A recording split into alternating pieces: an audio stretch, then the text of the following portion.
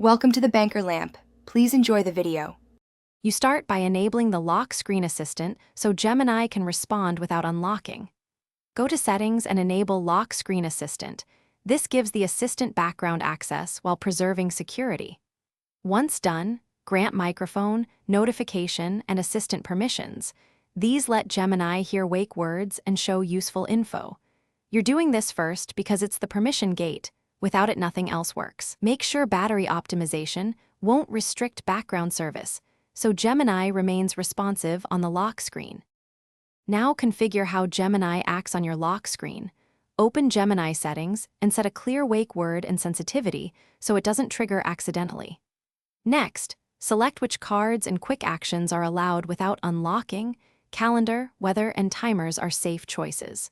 Then limit sensitive actions so payments or account changes still require authentication. You do this to balance convenience versus security. The why is simple.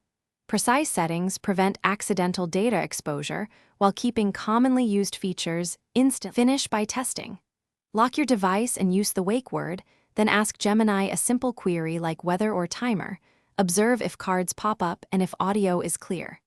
If it fails, make sure microphone and lock screen permissions are enabled and that battery or data saver isn't restricting background activity.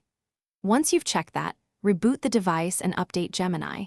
Updates often fix permission or stability bugs. A key troubleshooting tip: re-grant permissions after an update to reset any system-level blocks.